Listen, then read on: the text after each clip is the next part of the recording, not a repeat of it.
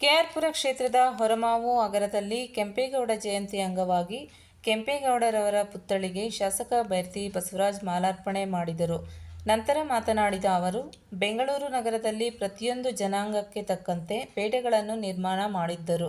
ದೂರದೃಷ್ಟಿ ಹೊಂದಿದ್ದ ಅವರು ಬೆಂಗಳೂರು ನಗರದಲ್ಲಿ ನಾವೆಲ್ಲ ನೆಮ್ಮದಿಯಿಂದ ವಾಸಿಸಲು ಎಲ್ಲ ರೀತಿಯ ಸೌಲಭ್ಯಗಳು ದೊರೆಯುವಂತೆ ಮಾಡಿದ್ದರು. ಕಾರ್ಯಕ್ರಮದಲ್ಲಿ ಕರವೇ ಸಿಂಹಸೈನ್ಯ ರಾಜ್ಯಾಧ್ಯಕ್ಷ ಜಿಎನ್ ಶ್ರೀನಿವಾಸಗೌಡರವರು ಪ್ಲಾಸ್ಟಿಕ್ ಪೇಪರ್ ತಯಾರಿಸುವ ಕಂಪನಿಗಳನ್ನು ಮುಚ್ಚಲು ಸರ್ಕಾರವನ್ನು ಒತ್ತಾಯಿಸುವಂತೆ ಕೋರಿ ಶಾಸಕರಿಗೆ ಮನವಿ ಸಲ್ಲಿಸಿದರು. ಇವತ್ತು ನಾವೆಲ್ಲ ಇಲ್ಲಿ ನೆಮ್ಮದಿಯಿಂದ ವಾಸ ಮಾಡ್ತೀವಿ ಅಂದರೆ ಅದಕ್ಕೆ ಕಾರಣ ಯಾರಪ್ಪ ಅಂದರೆ ನಮ್ಮ ಕೆಂಪೇಗೌಡರು ಅಂದರೆ ತಪ್ಪಾಗಲಾರದು. ಇವತ್ತು ಅವ್ರನ್ನ ಸ್ಮರಿಸುವಂಥ ಕೆಲಸವನ್ನು ಇವತ್ತು ನಾವೆಲ್ಲ ಸೇರಿ ಮಾಡಿರ್ತಕ್ಕಂಥದ್ದು ನಿಜವಾಗ ಕೂಡ ಹೆಮ್ಮೆ. ಇವತ್ತು ಅವರ ಪುತ್ಥಳಿಗೆ ಪುಷ್ಪಾರ್ಚನೆಯನ್ನು ಮಾಡೋ ಮುಖೇನ ಇವತ್ತು ನಾವು ಅವ್ರಿಗೆ ಗೌರವ ಸಮರ್ಪಣೆ ಮಾಡೋಂಥ ಕೆಲಸವನ್ನು ಇವತ್ತು ಮಾಡಿದ್ದೇವೆ. ನಾಡಪ್ರಭು ಕೆಂಪೇಗೌಡರು ಒಂದು ಜಾತಿಗೆ ಸೀಮಿತವಾದವರಲ್ಲ, ಎಲ್ಲ ಜಾತಿ ಜನಾಂಗಗಳನ್ನು ಒಗ್ಗೂಡಿಸಿ ಒಟ್ಟಿಗೆ ತೆಗೆದುಕೊಳ್ಳುವಂಥ ಕೆಲಸವನ್ನು ನಾಡಪ್ರಭು ಕೆಂಪೇಗೌಡರು ಮಾಡಿರ್ತಕ್ಕಂಥದ್ದು.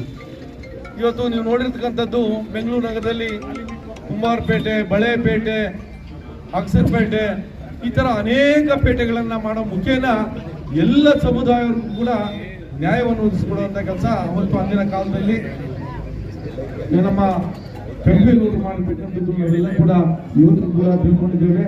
ಇವತ್ತು ಅವರ ಜನ್ಮದಿನವನ್ನು ನಾವು ಬಹಳ ವಿಜೃಂಭಣೆಯಿಂದ ಆಚರಣೆ ಮಾಡ್ತಾ ಇದ್ವಿ. ಸುಮಾರು 50 ಲಕ್ಷ ರೂಪಾಯಿ ವೆಚ್ಚದಲ್ಲಿ ಈ ನಮ್ಮ ವರ್ಮಾವು ಗ್ರಾಮದಲ್ಲಿ ಇವತ್ತು ಪುತ್ಥಳಿಯನ್ನು ನಿರ್ಮಾಣ ಮಾಡಬೇಕಂತೇಳಿ ತೀರ್ಮಾನ ಮಾಡಿ ಅದನ್ನು ಆಲ್ರೆಡಿ ನಾವು ಆರ್ಡರ್ ಕೊಟ್ಟಿದ್ವಿ. ಆ ಕೆಲಸ ಕಾರ್ಯಕ್ರಮ ನಡೀತಾ ಇದೆ.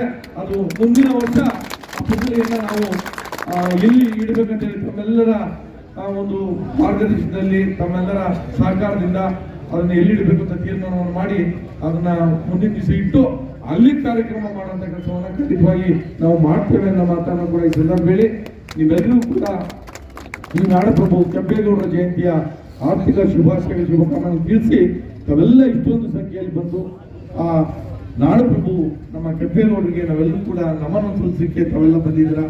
ಬಹಳ ಸಂತೋಷ ಅನ್ನೋ ಮಾತನ್ನು ಕೂಡ ನಾನು ಹೇಳಿ ನಿಮ್ಮೆಲ್ಲರೂ ಕೂಡ